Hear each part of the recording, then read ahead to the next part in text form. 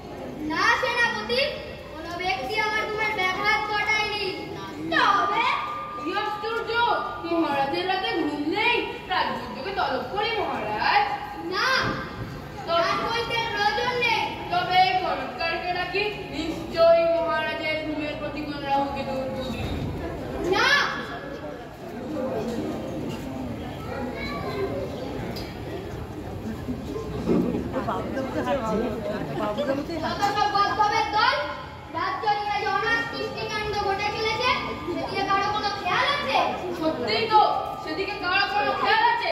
ছি ছি ছি ছি, কি অনার সৃষ্টিকাণ্ড! এটা তো সেনাপতি। তুমি হলে সেনাপতি, রাজ্যের শান্তি শৃঙ্খলা বজায় রাখা, যে কোনো অনার সৃষ্টিকাণ্ডের মোকাবিলা করাই হলো তোমার কাজ। নিজের চরকায় তেল দাও বাবু। কাল আমি সারা রাত ধরে ভেবেছি রাজ্য আমার, মাটি আমার, তা সত্ত্বেও আমি মাটিতে পা দিলেই আমার পায়ে ধুলো কেন লাগবে? কিন্তু কি অনার সৃষ্টিকাণ্ড, মহারাজের পায়ে মাটি কেন লাগবে? মশাইটি ছাড়ো বাবু। মাঝে মাঝে তোমরা শুধু শুধু বেতন নাও, রাজার দিকে তোমাদের কারো দৃষ্টি নেই। আমি এক্ষুনি এর প্রতিকার চাই, নাহলে কারো রক্ষা নেই। কথাটা মনে রেখো সবাই।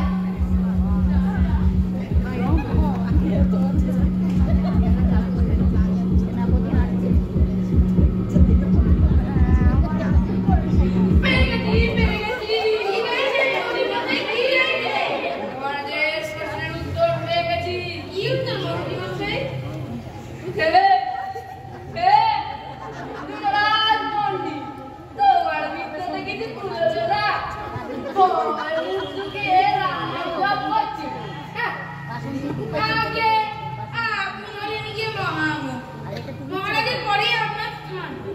আপনার বুদ্ধির সাথে কি আমাদের বুদ্ধির তুলনা হয়? আমাকে এত অপরাধ না, আমি তোমাকে কোনো উপহার কিন্তু দেব না। কি যে বলেন মন্ত্রীমশাই, আমার যা বলার আমি তা কাল বলবো।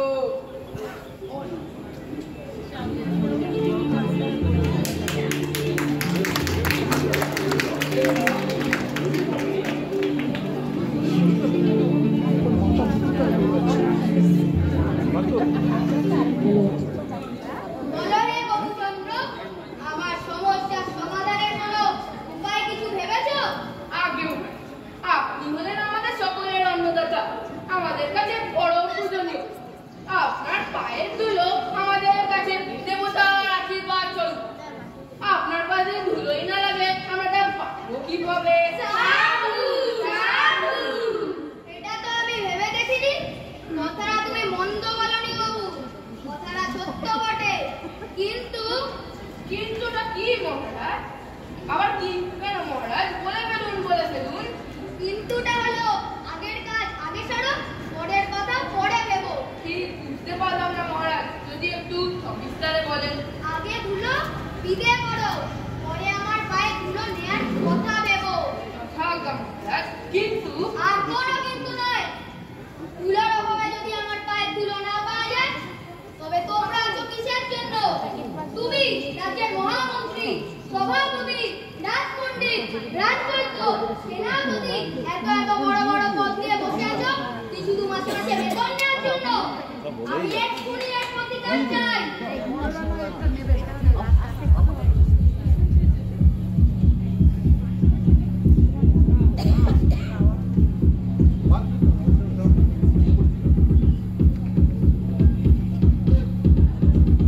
মহারাজ, ধুলো তো শুধু ফেলাই, কাজটা এমন কিছু কঠিন না। তাই যদি হয় তবে তা এক্ষুনি সরিয়ে ফেলার ব্যবস্থা করো পণ্ডিত। যথাযথ উপহার পাবে। উপহারে কি প্রয়োজন মহারাজ? এ তো আমি সকলের কর্তব্য। কিন্তু কিঞ্চিত সমস্যা। আবার কিসের সমস্যা? বলো না রে সেনাপতি, সমস্যাটা মহারাজকে বলো। হ্যাঁ, বলছি। মহারাজ, ধুলো আসে মাটি থেকে, মাটি সরি ফেলাই যায়। কিন্তু সমস্যা হলো পৃথিবী থেকে যদি মাটি সরি ফেলায়, তবে শস্য উৎপাদন কিভাবে হবে? আপনি বলুন। আমি যদি বলবো তবে তোমাদেরকে আমার কি প্রয়োজন? তবে পণ্ডিতদের আমি কেন বসি? বৈজ্ঞানিকদের তবে কি প্রয়োজন? আগে মহারাজ, আমি বলছিলাম আর কোনো কথা শুনতে চাই না। একটা কথা বুঝি, যদি না পারো দূর করতে ধুলো, তবে মনে রেখো সবার হাতে ধরিয়ে দেবো ধুলো।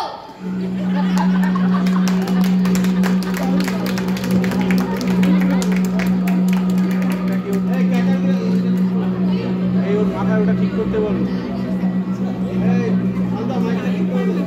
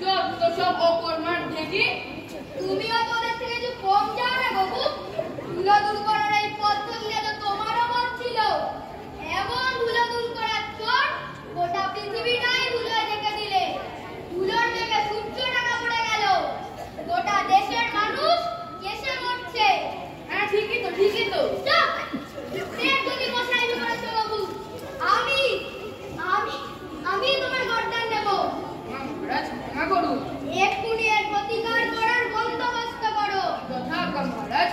এই কে কোথায় আছো? বেশি অত ভিস্তি আছে তাদের এক্ষুনি খবর দাও। তারা নয়তো তার মশক নিয়ে দেশে পুকুর নদী আছে তার জল তুলে এনে এই উঠতে থাকা ধুলো মারার ব্যবস্থা করে, নইলে কারোর রক্ষে নেই। এটা মহারাজের হুকুম।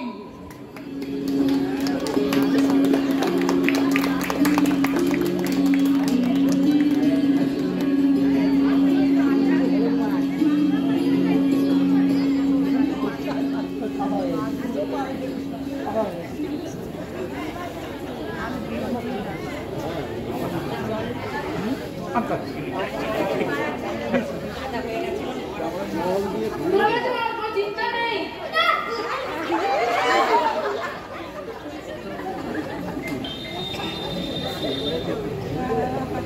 আশ্চর্য সম্পত্তি!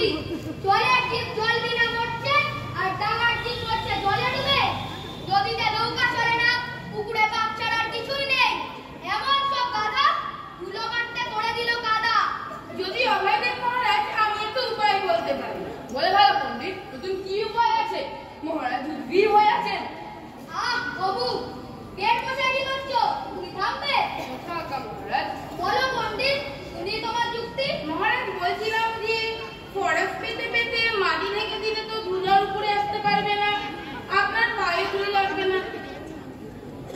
কথাটা দিবেন না মহারাজ। আমি বলি কি, আপনি যদি এমন একটা ঘরের মধ্যে থাকেন যে ঘরে ধুলো ঢোকার মতো কোনো ছিদ্র থাকবে না, ফলে আপনার গায়ে ধুলো লাগবে না। সভাকবির কথাটা যুক্তিযুক্ত বটে, কিন্তু কিন্তুটা কি মহারাজ? একটা খটকা আছে। সেটা কি মহারাজ? আমি যদি দিনরাত করে বন্দি থাকি, তবে রাজপাটটা চলবে কি করে শুনি? সবই তো হয়ে যাবে মাটি। না না না, এটাও কথা নয় মহারাজ। আমি বলছিলাম, রাজপণ্ডিত ঠিকই বলেছে। বেশ কিছু ফরাস কিনে মাটি ঢেকে দিলে তো আর কোনো সমস্যাই থাকে না, আর আপনার পায়ে ধুলো লাগবে না।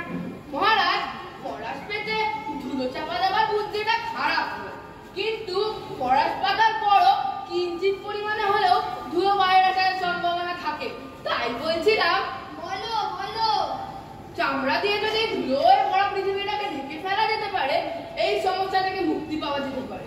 আর আপনার নামও আর আপনার কীর্তিও অবিস্মরণীয় থেকে যাবে পৃথিবীর বুকে। মহারাজ, মশাই বুদ্ধিটা দারুণ বের করেছে।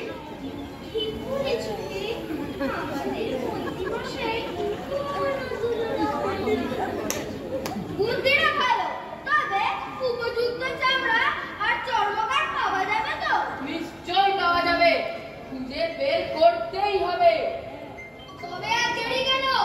সারা দেশে ভেড়া পিটিয়ে ঘোষণা করে দাও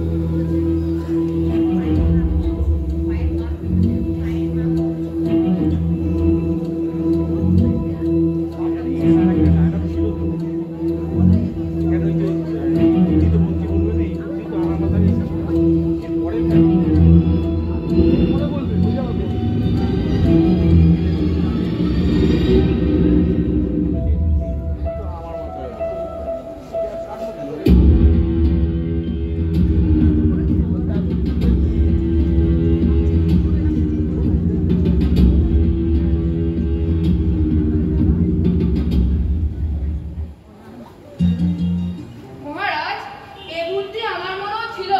এবারটা নির্ঘাত কোনোভাবে জানতে পেরেছে। এবারটাকে শাস্তি দেওয়া উচিত। বাবু, তুমি থামো। এসো হে ধর্মঘাট, এসো এসো, ভয় কেন? এসো এসো। আজ থেকে আমার দেশের সকল মানুষের পায়ে থাকবে এই জুতা। জুতা জাপান